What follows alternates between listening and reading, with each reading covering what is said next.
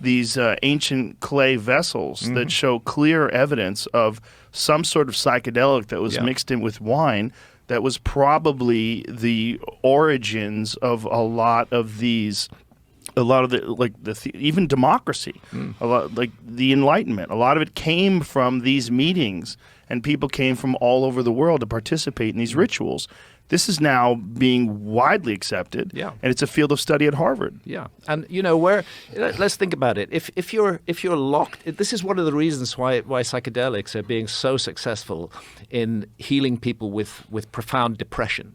Because what is profound depression otherwise that you're locked in a very narrow frame that you just can't escape from? And what psychedelics seem to do is they break that lock and they allow a kind of openness to come in and new thoughts to come in. So it's not surprising that psychedelics revolutionized the ancient world. And I'm absolutely convinced that there isn't a religion in the world, and this is going to annoy a lot of people, that there isn't a religion in the world that didn't begin with experiences in altered states of consciousness. And when we talk about a lost civilization, I believe that was a civilization that grew out of shamanism and for which altered states of consciousness were fundamental. We've been taught to despise altered states of consciousness in our society today.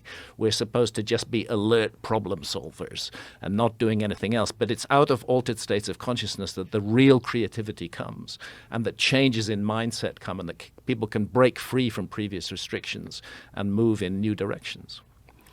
I have mentioned to you a friend of mine, Ben Johnson. He's a former Navy SEAL, 11 years as a Navy SEAL, suffering from PTSD, discovered psilocybin mushrooms.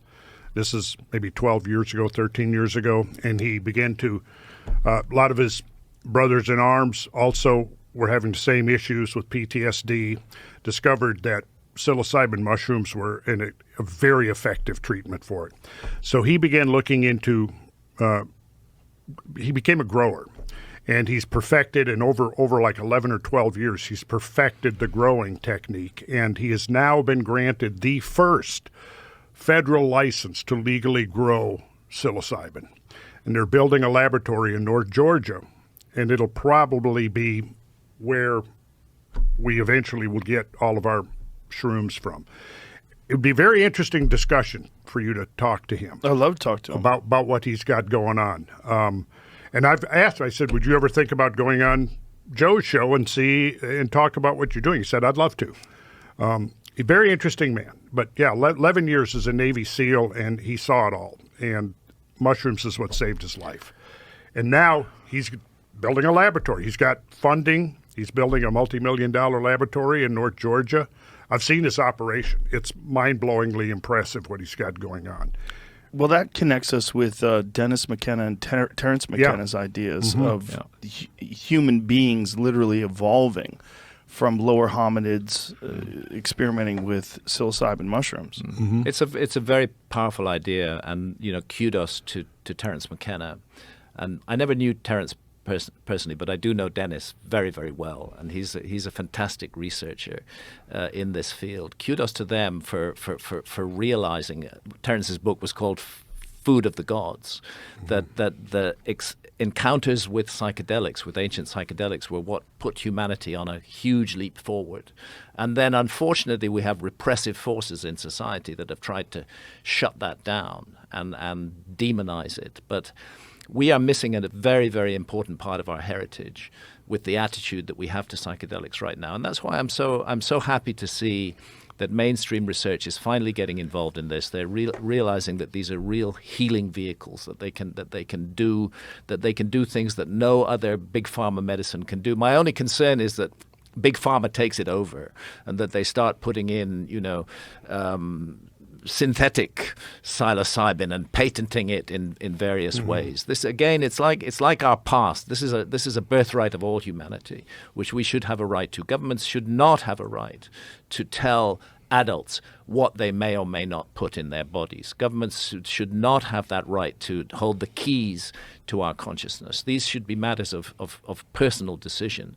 And for the same reason, looking into the issue of a lost civilization, we should not look for ourselves in the past. We should not look for 21st century civilization with all its particular kinds of tech and all its attitudes. We should be open to something very different in the past, which was nevertheless capable of doing extraordinary things. Is there any evidence that the ancient Egyptians utilized psychedelics? Definitely. The ancient Egyptians definitely used psychedelics.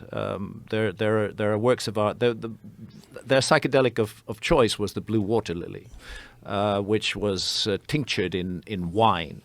And bottles of this were found in the tomb of Tutankhamun, as a matter of fact. And apparently, I've not experienced blue water lily myself, but apparently it induces a deeply altered state of consciousness and opens up visions and possibilities. We shouldn't despise these things. Do we know what the psychedelic compound in blue water lily is? I'm not sure. I'm not sure what it is. It's all I know is that it induces a dreamlike visionary state. So we know for a fact that they utilized this based on... Yes, we do. Based on those bottles that were found in Tutankhamun's tomb. Here it is. Blue water lilies hold the key to stunning different high. Yeah.